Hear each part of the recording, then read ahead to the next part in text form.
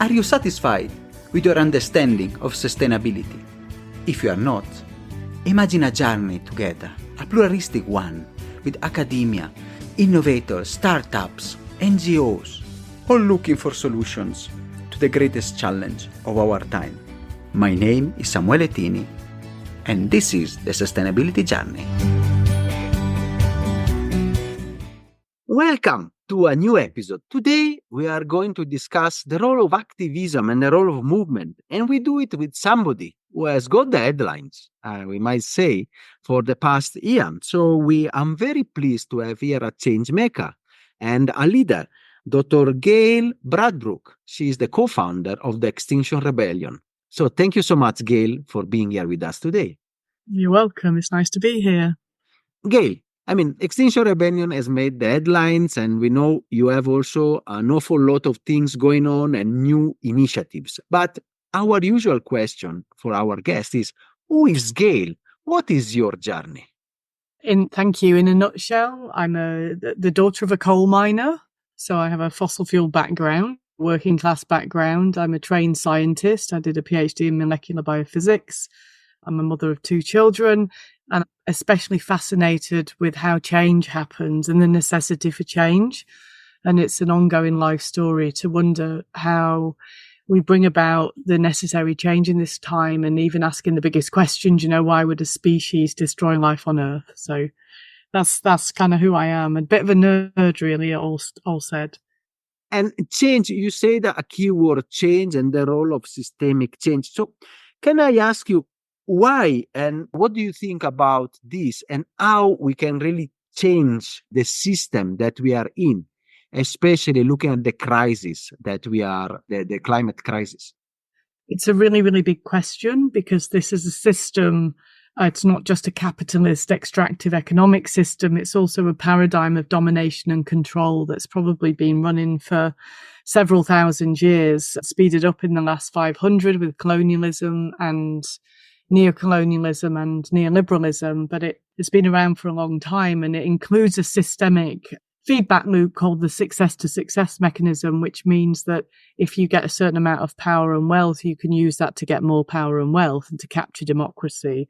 So we're coming to some kind of end times in it, I think, in the global north with this system, in the sense that it has tried to give the appearance of supporting human rights and of being democratic. And I'm not saying it doesn't have some flavors of that at some time, and people have fought for that.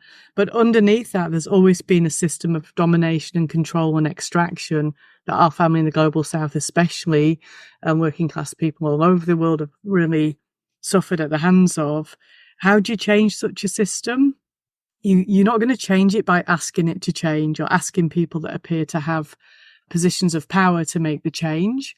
Although it's quite, in my view, appropriate for people to make demands of leaders. But at the same time, what those demands help to do is to show the unwilling of this system to behave in a rational way, in a way that protects life. It reveals itself to be an anti-life system.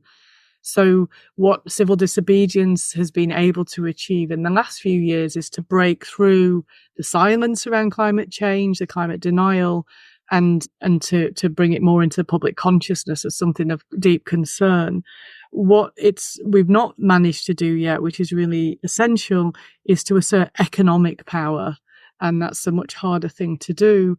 And I can say more about how one might go about that, but you have to find a way to say no economically to the system.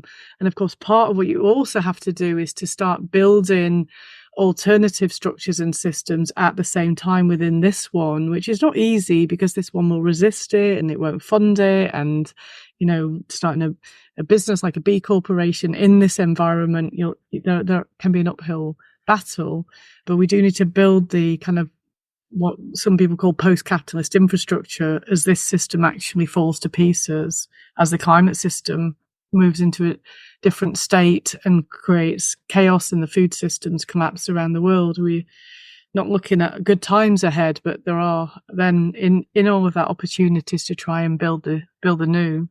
It's really an interesting perspective, and that's discussion and that's reasoning made you create, and then start the Extinction Rebellion movement.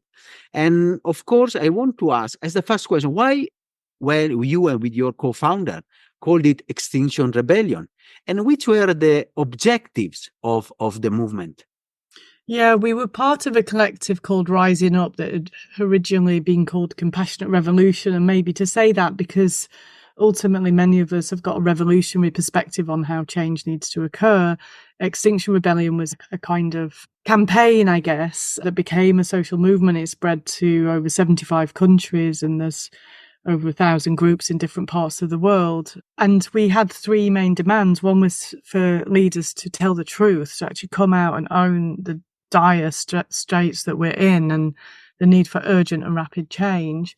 The second demand was to set very short net zero targets, so to be aiming to decarbonize the economy really, really rapidly. And the third one was, and to halt and reverse biodiversity loss. And the third one was, well, how do you actually go about that at the detailed level?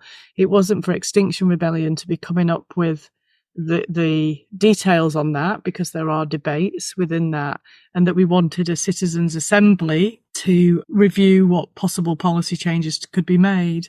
Well, in the UK, we've achieved something towards each of those demands. Certainly, there is more out in the public domain, people being truthful about the climate crisis, although we can certainly do with more of that. There was a net zero target set by the UK government, set into law, although in our view too late, 2050.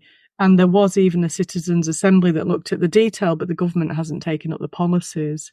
So things have shifted, but ultimately the machine carries on and life on Earth is still being destroyed. And I suppose in that way, that's why we picked that name to put together in a word, extinction. You know, we're in the 6th mass extinction event.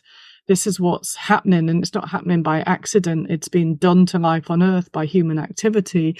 And rebellion, it's the duty of a thinking citizen to rebel against their governments and the powers that be, and realise they're not really our governments at all. Actually, they're the governments of corporations, and we shouldn't be obedient in the face of that. It's time to be disobedient and to use the power of non-violent civil disobedience to make our case and our demands. So that's why we called it Extinction Rebellion. We declared ourselves to be in rebellion against the British government. And thank you so much, Gail. It's a way to show the change and the urge and the need for change. So let me ask you a question before then we go deeper into the proposal and how we can change the economic system and work. So I must say that on the advocacy part, seriously, your movement and others have really done miles in changing also the debate and bringing climate change and sustainability to be from a niche that we all know that we were discussing from the 70s and 80s now to the public domain.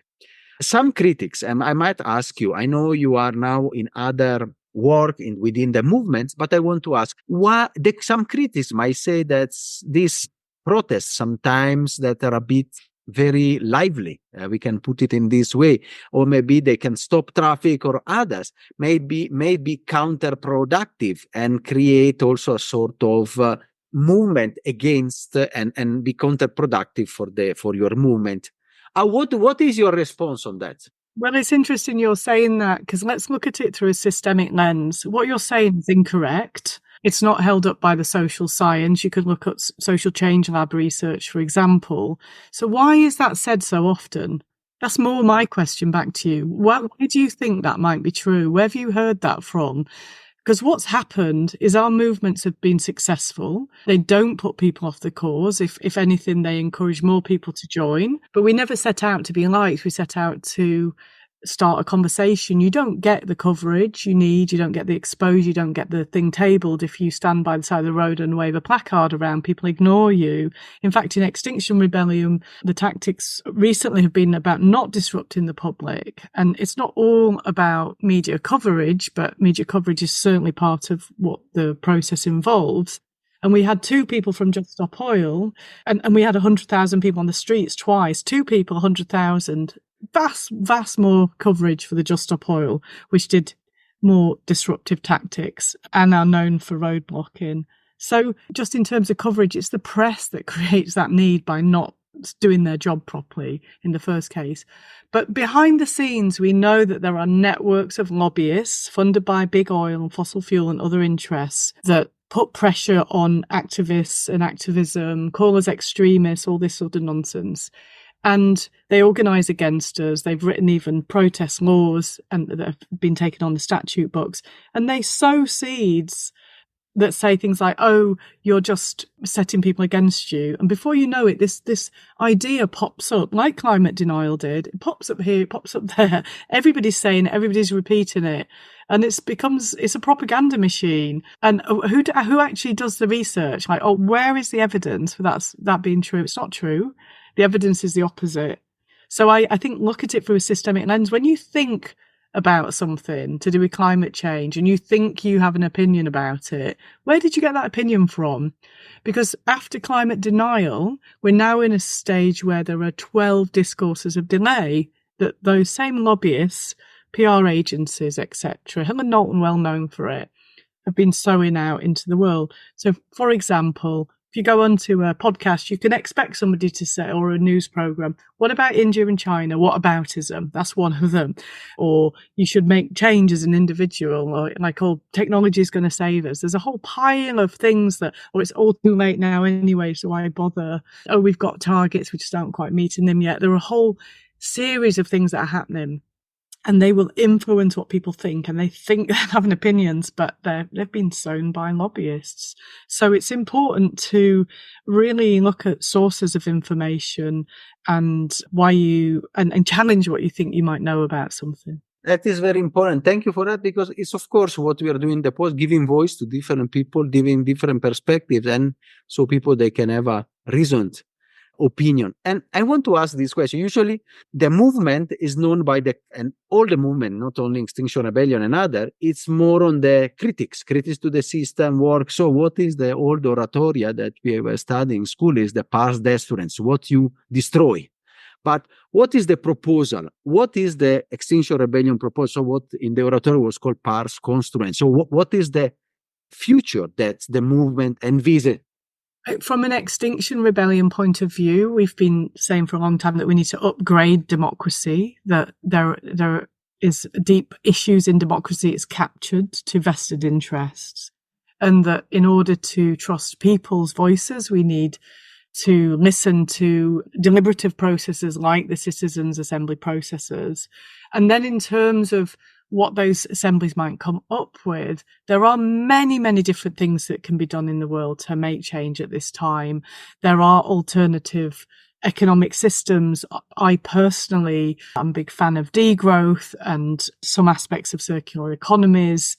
The idea of having a law of ecocide at the international level on the Rome statutes, regenerative farming practices. There are many, many things that the localization agenda to localize economies more, etc. So there is much that can be done. Other people might have a different list. And so that's why XR doesn't have a kind of, detailed proposal for how to get to net zero for any given country, because we believe that everybody should have a say in that. And that's why you have a representative sample of the population in such an assembly. And they tend to come up with good ideas if they're given good information as part of that.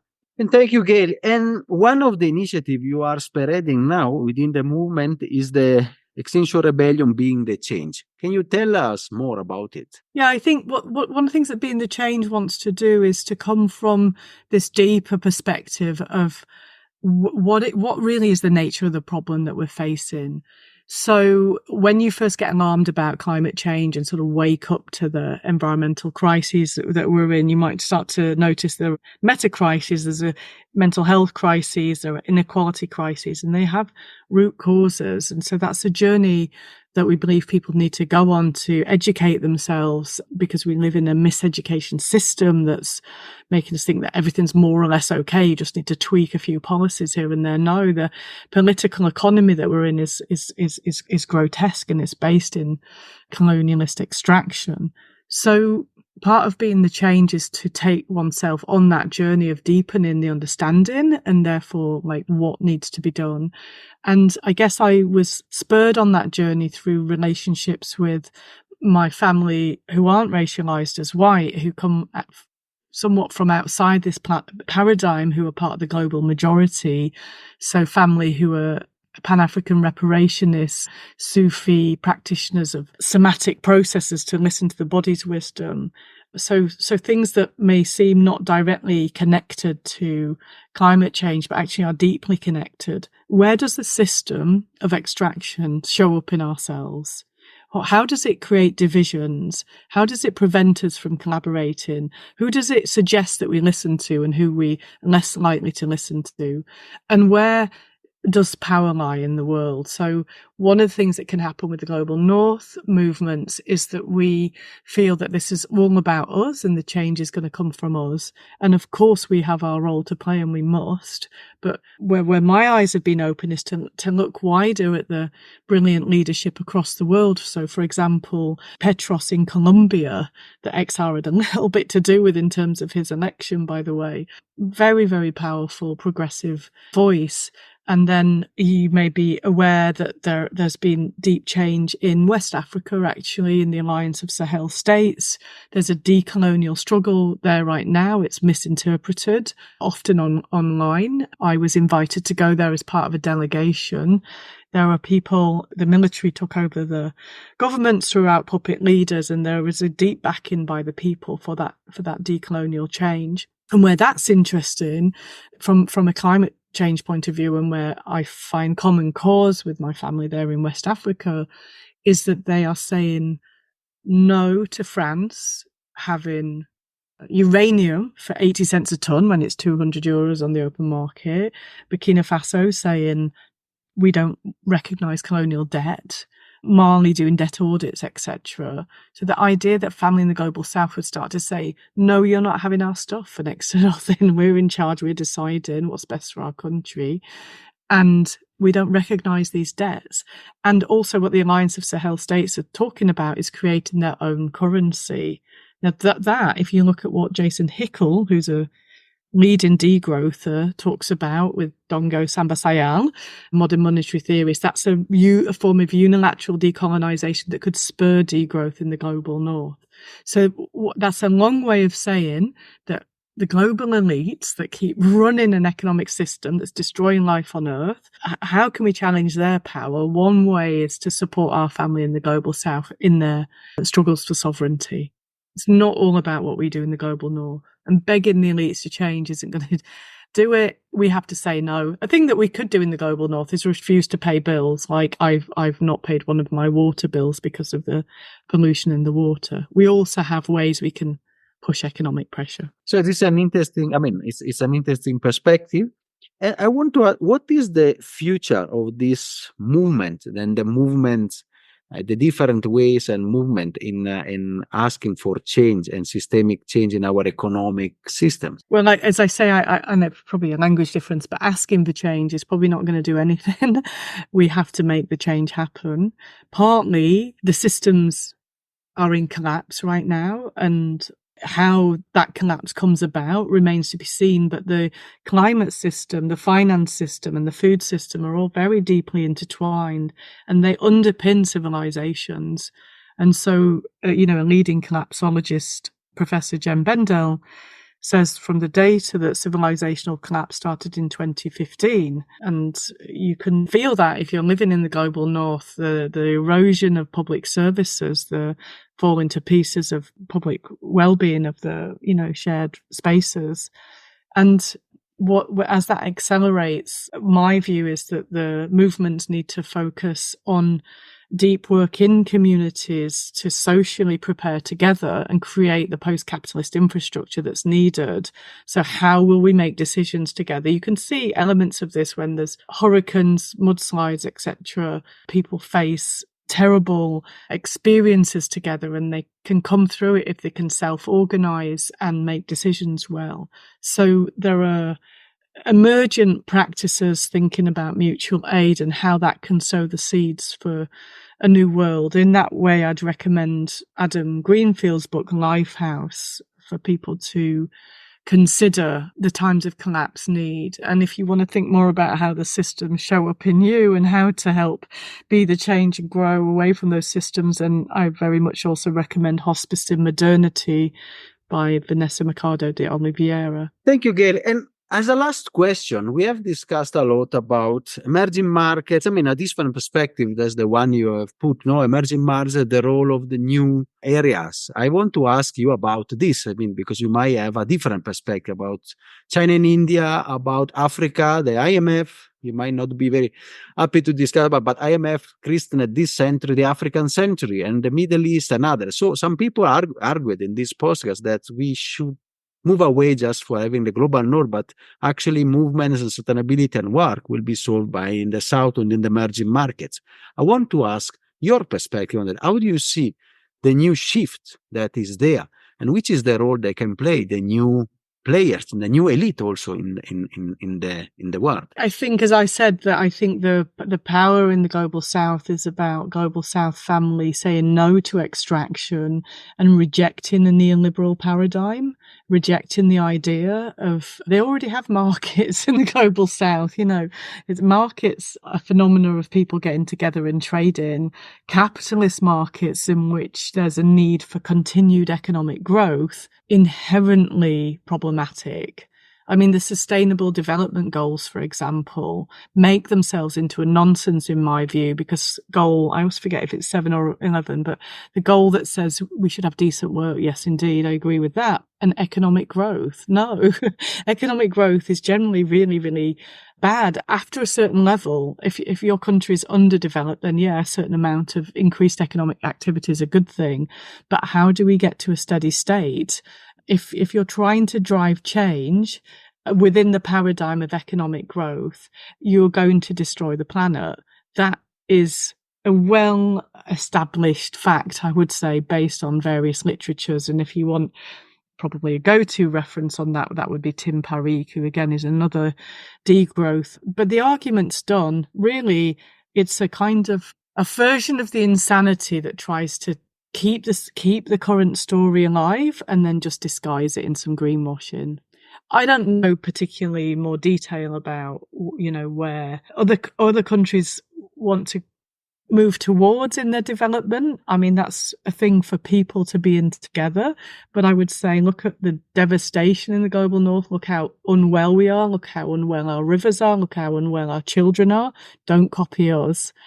The family that I work with who are Pan-Africanists talk about planet repairs as a framework. There's cognitive justice, environmental justice, and reparatory justice. So don't be told that your indigenous ways of being with your own land is problematic and you need to import some other ways. That's a matter of cognitive justice, and that there's a need for deep repair, including of those colonial borders that Europe set down 140 years ago.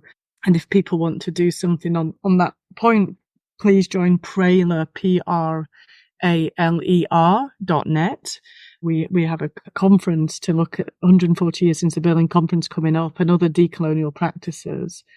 So we need to repair and we need to stop the harm, and we need to look at other ways of being in modern life and in as much wellness as possible, but also root into the land and keep the land well.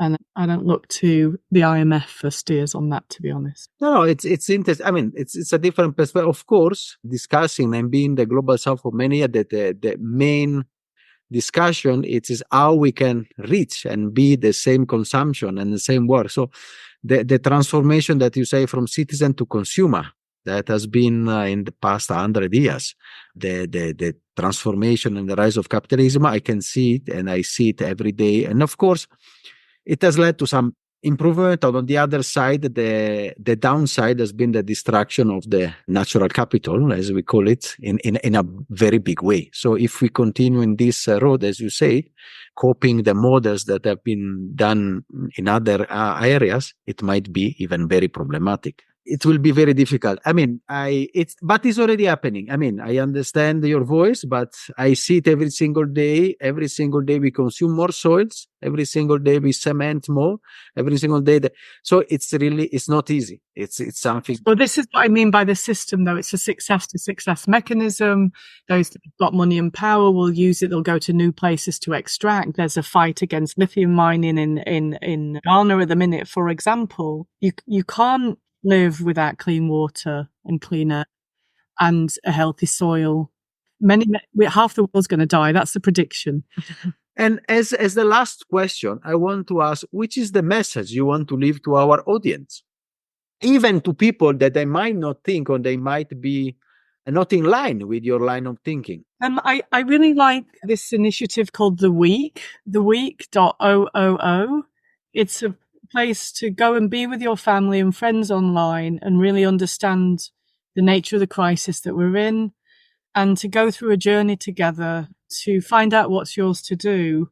I've told you about something about my journey and what I'm focused on, but I think the times that we're in really call for us to find what's ours to do, and to be responsible grown-ups in a consumerist culture that wants to turn us into greedy, sort of self-obsessed narcissists that are also unhappy. So there's a way, like, for each of us to find our own purpose and our own journey. So yeah, blessings on everybody for that journey, by the way. And thank you so much, Gail, for your sharing your perspective. It's been very interesting. I might say that some of the guests might not be agreeing with you, but it is the way we are here at the sustainability journey, giving voice to different perspectives to make people think. And I'm very pleased to have you here today. Thank you so much, Gail. Thank you. Are you satisfied after this wonderful episode? Let's continue together our sustainability journey.